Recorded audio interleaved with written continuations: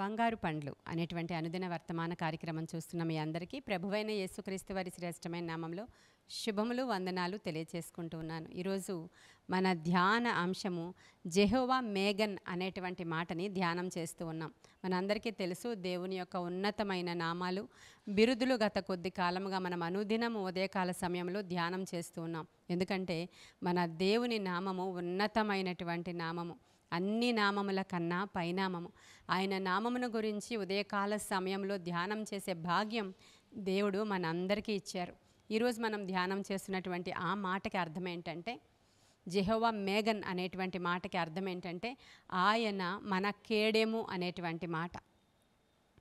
దేవుడే మన కేడెము అనేటువంటి మాటని మనం ధ్యానం చేస్తూ ఉన్నాం.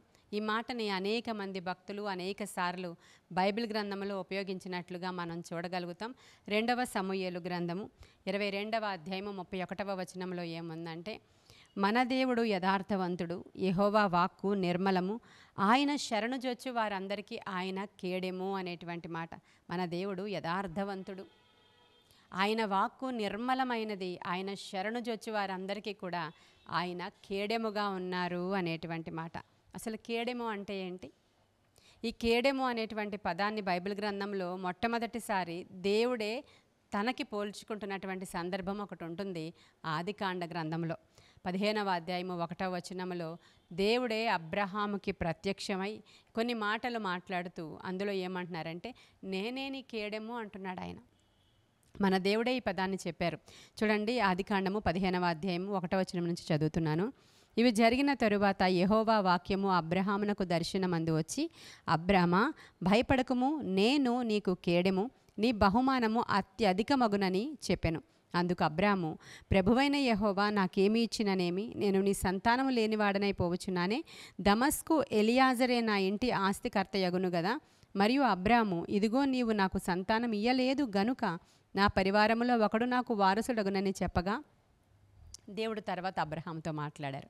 అబ్రహాం దగ్గరికి వచ్చి ఒకానొక దినాన దేవుడు మాట్లాడుతున్నాడు, అబ్రామా నేను నీకు కేడెము, నీ బహుమానం అత్యధికం అవుతుంది అనేటువంటి మాట మాట్లాడుతూ ఉంటే అబ్రహాం అంటున్నాడు, అయ్యా నువ్వు నాకు ఎన్నో బహుమానాలు ప్రకటిస్తున్నావు, నువ్వు నన్ను ఎంతో ప్రేమిస్తున్నావు, నువ్వు నాకు ఎన్ని ఇచ్చినా ఏమీ లాభం, నాకు అసలైనటువంటిది లేదు. అదేంటంటే నాకు వారసుడు లేడు కదా.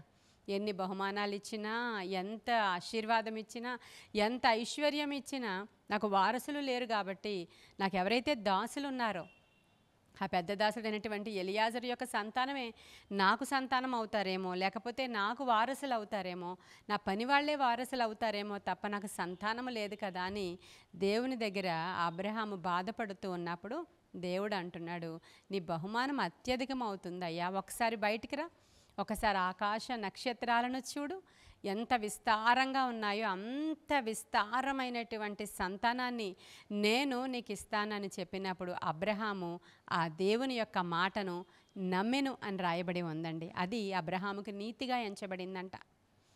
ఈ మాటలు మాట్లాడుతున్నటువంటి సందర్భంలో, దేవుడు బహుమానాలు ఇచ్చే సందర్భంలో, దేవుడు వాగ్దానాలు చేసేటువంటి సందర్భంలో దేవుడే వచ్చి నేనే నీకు కేడెము అంటున్నాడు ఆయన.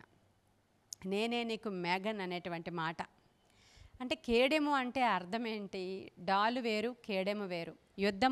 యుద్ధం చేసేటప్పుడు ఒక వ్యక్తి ఎదురుగా వస్తున్నటువంటి శత్రువు యొక్క పోరాటాన్ని తట్టుకోవడానికి, వాళ్ళ దగ్గర నుంచి వచ్చినటువంటి బాణాలు తట్టుకోవడానికి, వాళ్ళ దగ్గర నుంచి వచ్చినటువంటి కత్తి యొక్క వేటు తట్టుకోవడానికి డాలును ఉపయోగిస్తూ ఉంటారు. జస్ట్ అది షీల్డ్ అంటారు దాన్ని. అయితే ఇప్పుడు మనము మాట్లాడుకుంటున్నటువంటి మేఘన్ అనేటువంటి మాట, ఈ యొక్క డాలు అనేటువంటి మాట, షీల్డ్ అనేటువంటి మాట అటువంటిది కాదు.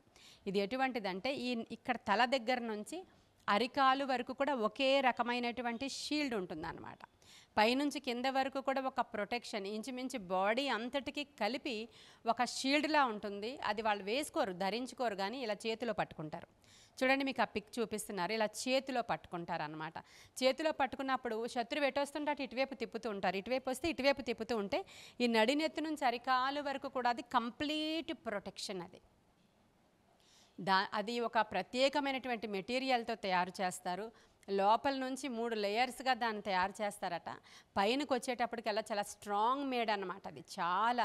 అది చాలా స్ట్రాంగ్ మెటల్తో తయారు చేయబడినటువంటి ఒక షీల్డ్.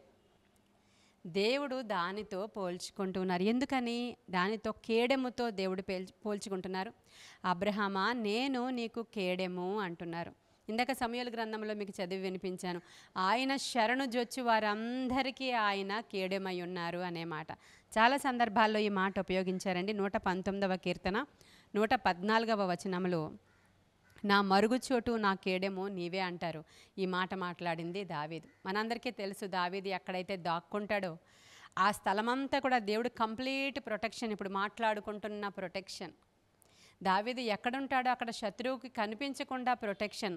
ఆయన అలా కేడెములాగా కప్పి ఉన్నాడు. ఏ గుహలో ఉన్నా కూడా ఆ గుహలో ఉన్నటువంటి వ్యక్తులు కనిపించకుండా ఆయన ఎప్పుడూ కేడెములాగా దావీదుకి ఆవరించి ఉండేవారన్న సత్యము దావీదుకు తెలుసు. కాబట్టి అయ్యా, మరుగుచోటు నీవే. మరుగుచోటు అంటే దాగుచోటు, దాచబడిన స్థలము అనేటువంటి అర్థం. నా మరుగుచోటు నీవే, నా కేడెము నీవే అనేటువంటి పదాలని దావీదు ఉచ్చరిస్తూ ఉన్నాడు. ప్రియమైన దేవుని బిడ్డలారా, అలాగే 28వ కీర్తన 7వ వచనంలో కూడా యెహోవా నా ఆశ్రయము, నా కేడెము, నా హృదయము ఆయన యందు నమ్మిక ఉంచెను గనుక నాకు సహాయము కలిగెను అనేటువంటి మాట. ఆయనే నా కేడెము, ఆయనే నా ఆశ్రయము అనేటువంటి మాటలు మనం చూస్తాం.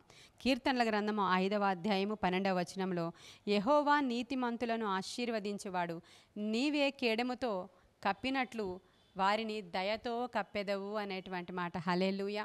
ఎన్ని చోట్ల కేడెముందో చూసారా మీరు? ఇంకా చాలా చోట్ల రాయబడి ఉంది కేడెము. ఆయన మనకు ఎలా కేడెముగా ఉన్నారు. శత్రువు యొక్క బాణములను ఆర్పుటకు శక్తిమంతులగునట్లుగా దేవుడు ఎఫెసీయులకు రాసిన పత్రిక 6వ అధ్యాయంలో మనకి సర్వాంగ కవచాన్ని ధరింపచేశారు దేవుడు. ఆ సర్వాంగ కవచంలో భాగముగా తలకి శిరస్త్రాణం ఉండొచ్చు, సిద్ధమనస్సు అనే జోడు ఉండొచ్చు, నడుముకు దట్టి ఉండొచ్చు, బుల్లెట్ ప్రూఫ్ జాకెట్ ఉండొచ్చు. వీటన్నిటి తరువాత కూడా దేవుడు మనకి కేడెముగా ఉన్నారంట. శత్రువు ఆపై ఎంత మన మీద అటాక్స్ చేసినా, శత్రువు వచ్చి ఏ వైపు నుంచి అటాక్ చేసినా కంప్లీట్గా మనం ఆ కేడాన్ని ఎటువైపు కావాలంటే అటువైపు త్రిప్పి మనము యుద్ధంలో మనల్ని మనము ప్రొటెక్ట్ చేసుకోవడానికి దేవుడిచ్చినటువంటి గొప్ప వాగ్దానము. ప్రియమైన దేవుని బిడ్డలారా, శత్రువు ఎటువైపు నుంచి వచ్చినా కూడా మనం ఆయన శరణు జొచ్చినప్పుడు ఆ శరణు జొచ్చి వారందరికీ కూడా ఆయన కేడెముగా ఉన్నారంట. హల్లెలూయా. ఎంత గొప్ప ధన్యత కదా. ఆయన మనకి కేడెముగా ఉన్నప్పుడు ఎన్నో పన్నాగాలు మన మీద శత్రువు పన్నుతాడు. దేవుని బిడ్డలు అనబడిన వారి దగ్గర ప్రతి దినము కూడా వాడి యొక్క ఎత్తుగడలు చేస్తూనే ఉంటాడు. మనం యోబు గ్రంథంలో చూస్తాం ఈ విషయాలు. యోబు వెళ్ళి అంటున్నాడు, నీవన్నీ ఇచ్చావు కాబట్టి వాళ్ళు చల్లగా నిన్ను స్తుతిస్తున్నారు, ఒకసారి ఇచ్చినవి తీసివేసి చూడు, వాళ్ళు నిన్ను దూషించి వెళ్ళిపోతారు కానీ నిన్ను స్తుతించరు అన్నప్పుడు, సరే నువ్వు ఏమి చేస్తావో పరీక్షించుకో అన్నప్పుడు అనేక రకాల పరీక్షల గుండా ఈ యోబు వెళుతూ ఉన్నప్పుడు అతని ప్రాణాన్ని మాత్రం నువ్వు ముట్టుకోవద్దని చెప్తారు దేవుడు. అదే యోబు గ్రంథంలో రాయబడి ఉంది, నరుని యొక్క కాలము భూమి మీద యుద్ధకాలము కాదా అని. మరి యుద్ధాలు చేస్తున్నారా మీరు? అనుదినము పోరాటమే. మనకి పోరాటాలు జరుగుతూ ఉంటాయి కానీ మనం యుద్ధము చేసినట్లు మనకు తెలీదు. ఎందుకంటే మన తరఫున వ్యాజ్యమాడువాడు, మన తరఫున యుద్ధము చేయువాడు యెహోవాయే. హల్లెలూయా. మన తరఫున యుద్ధము చేయువాడు మన దేవుడే. ప్రియమైన దేవుని బిడ్డలారా, అటువంటి గొప్ప దేవుడు మనకున్నాడు. ఈరోజు ఉదయకాల సమయంలో మీరు ధైర్యము తెచ్చుకోవాలని దేవుని యొక్క ఈ ఉన్నతమైన నామాన్ని మీతో నేను షేర్ చేసుకోవాలని ఆశపడుతున్నాను. దేని భయమైనా మనకు అక్కర్లేదు. రోగానికి కూడా నీవు భయపడొద్దు, నేను నీ కేడెము అంటున్నారు ఆయన. 115వ కీర్తన 9వ వచనంలో ఇజ్రాయేలీయులారా యెహోవాను నమ్ముకొనుడి, ఆయన వారికి సహాయము, వారికి కేడెము అనేటువంటి మాట ఉంది. మన దేవుణ్ణి గనుక మనం నమ్ముకుంటే ఆయన వారికి సహాయం చేస్తాడు, వారికి కేడెముగా ఉంటాడు. మధ్యాహ్న కాలమందు పాడు చేయటువంటి ఏ రోగమైనా, చీకట్లో వచ్చేటువంటి ఏ తెగులైనా, ఏ బాణమైనా, ఎటువంటి కీడైనా, ఎటువంటి చెడైనా, లోకమంతా అటువంటి చెడుతో నిండి ఉన్నప్పటికీ ఆయన నీకు షీల్డ్గా ఉంటే, ఆయన నీకు కేడెముగా ఉంటే ఏది కూడా నీ దగ్గరికి రాదు అనేది ఈ దిన వాగ్దానం అండి. కాకపోతే నీవు ఆయన్ని నమ్మాలి. అబ్రహాము దేవుణ్ణి నమ్మాడంట. నిన్ను ఆశీర్వదిస్తానయ్యా, నీ సంతానాన్ని విస్తరింపచేస్తానయ్యా, నీ సరిహద్దులు విశాలపరుస్తానయ్యా, నీ తరువాత నీ పిల్లలు ఈ విధముగా విస్తరిస్తారయ్యా, తరువాత కనానులోకి మిమ్మల్ని అందరినీ నడిపిస్తాను, దానికి ముందుగా కొంతకాలం వీళ్ళు ఐగుప్తులో ఉండిపోతారు. ఈ ఫుల్ ఇన్ఫర్మేషన్ అంతా ఇచ్చిన సందర్భం అదేనండి.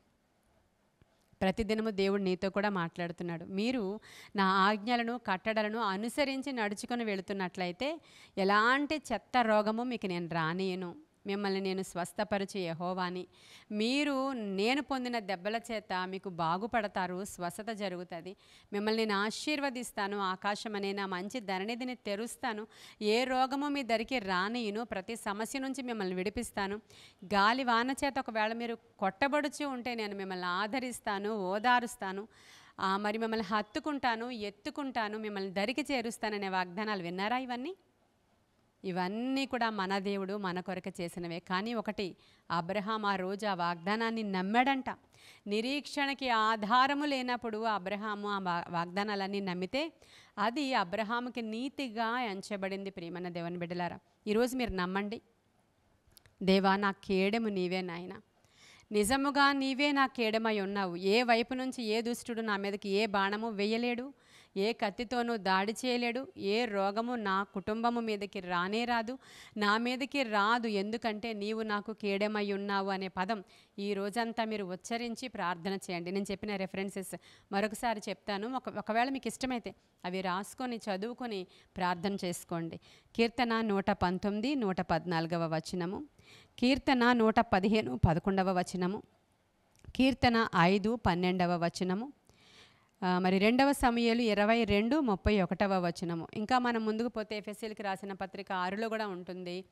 ఆయన మనకు ఏ విధముగా విశ్వాసం అనే డాలుని ఇచ్చారో అనేటువంటి మాట. ఇవన్నీ కూడా మీరు ఎత్తిపట్టి ఒకసారి ఆదికాండము 15వ అధ్యాయము 1వ వచనము నుంచి మీరు కింద వరకు చదువుకోండి, 16వ వచనం వరకు చదువుకోండి, లేదంటే 15వ అధ్యాయం అంతా ఈరోజు చదువుకోండి. చదువుకున్నప్పుడు అబ్రహాముతో ఎలాంటి ప్రామిసెస్ దేవుడు చేశారో, ఆ ప్రామిసెస్ అన్నిటిని ఎలా నెరవేర్చారో, దేవుడు నిజముగా మనకి ఎలా కీడమై ఉన్నారో మీకు తెలుస్తుంది.